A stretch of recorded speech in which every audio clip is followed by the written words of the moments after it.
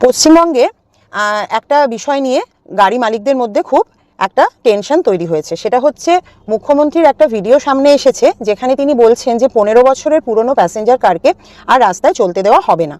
তো এটা সত্যি না গুজব, এটা নিয়ে অনেকেই সোশ্যাল মিডিয়ায় প্রশ্ন করছেন। অনেকেরই গাড়ি দেখুন 13 বছর 14 বছর বয়স হয়ে গেছে, কিন্তু গাড়িটা এখনও ভালো কন্ডিশনে রয়েছে, ওয়েল মেনটেন্ড।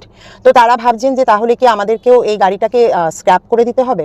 দেখুন, ওয়েস্ট বেঙ্গলে যেটা আরসি রিনিউয়ালের নর্মাল প্রসেস, সেটা হচ্ছে একটা নতুন গাড়ির আরসি বা রেজিস্ট্রেশন সার্টিফিকেট ভ্যালিড থাকে প্রথম 15 বছর পর্যন্ত।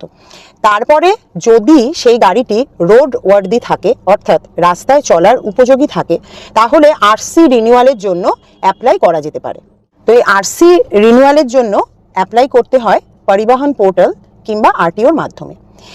এখানে আবেদন করার পরে গাড়ির ফিটনেস চেক করা হয়। সেখানে সাধারণত steering, brake, tyre, light, horn ইত্যাদিগুলো চেক করা হয়।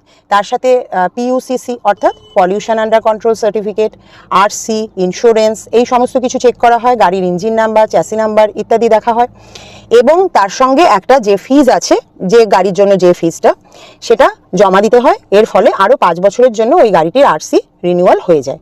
এবং আবার 5 বছর পরে ঠিক একই পদ্ধতিতে গাড়িটি রোড ওয়ার্দি আছে কিনা দেখার জন্য সেমভাবে ফিটনেস টেস্ট করে গাড়িটিকে আরও 5 বছরের জন্য ভ্যালিড করা যায়, অর্থাৎ তার আরসি আরও 5 বছরের জন্য রিনিউয়াল করা যায়। তো নতুন এবারে কি হতে চলেছে? তো এবারে তাহলে আসছি মেন যে কনফিউশনের বিষয়টা। সেখানে মুখ্যমন্ত্রী ঘোষণা করেছেন, মানে একটা অ্যানাউন্সমেন্ট হয়েছে। একটা অ্যানাউন্সমেন্ট হওয়া আর আইনটা কার্যকরীভাবে ইমপ্লিমেন্টেশন হওয়া, এটা কিন্তু এক জিনিস নয়। কোনো গাড়ির ক্ষেত্রে, সেটা কমার্শিয়াল হোক বা প্রাইভেট হোক, যে কোনো গাড়ির ক্ষেত্রে যদি কোনো আইন চালু করতে হয় বা কোনো নিয়ম চালু করতে হয়, তাহলে সেখানে কিন্তু পরিবহন দপ্তরের অর্থাৎ ট্রান্সপোর্ট ডিপার্টমেন্টের নোটিফিকেশন দরকার। সেই নোটিফিকেশানে স্পষ্টভাবে দেওয়া থাকবে কবে থেকে এই নিয়ম কার্যকরী হবে, কোন কোন গাড়ির ক্ষেত্রে এই নিয়ম কার্যকরী হবে এবং কী পদ্ধতিতে সেই আইনটাকে কার্যকরী করা হবে।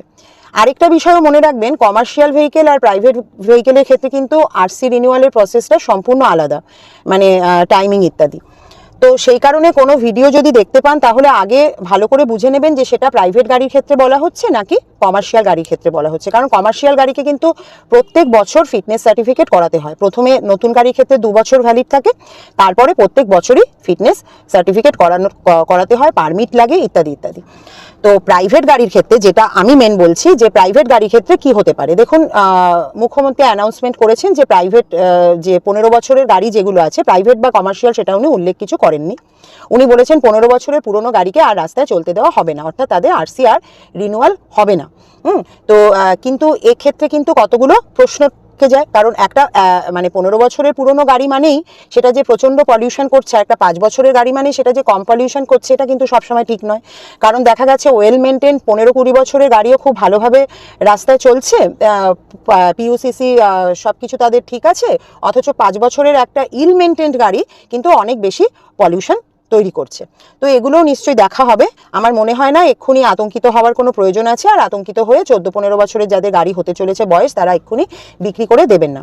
কারণ এটার জন্য কিন্তু পরিবহন দপ্তরের নোটিফিকেশান, অফিসিয়াল নোটিফিকেশান এখনও কিছু আসেনি। এই ভিডিও আমি যে মুহূর্তে বানাচ্ছি সেই মুহূর্ত পর্যন্ত কোনো এই ধরনের নোটিফিকেশান আসেনি। আচ্ছা, যখন নোটিফিকেশান আসবে তখন সেই অনুযায়ী ডিসিশন নেবেন। এক্ষুনি আগে থেকে আতঙ্কিত হয়ে পড়ার কোনো প্রয়োজন নেই। ভিডিওটা যদি ইনফরমেটিভ লাগে তাহলে অবশ্যই লাইক করবেন, শেয়ার করবেন, চ্যানেলটাকে সাবস্ক্রাইব করবেন। আবার দেখা হবে আপনাদের সঙ্গে নেক্সট ভিডিওতে। টাটা।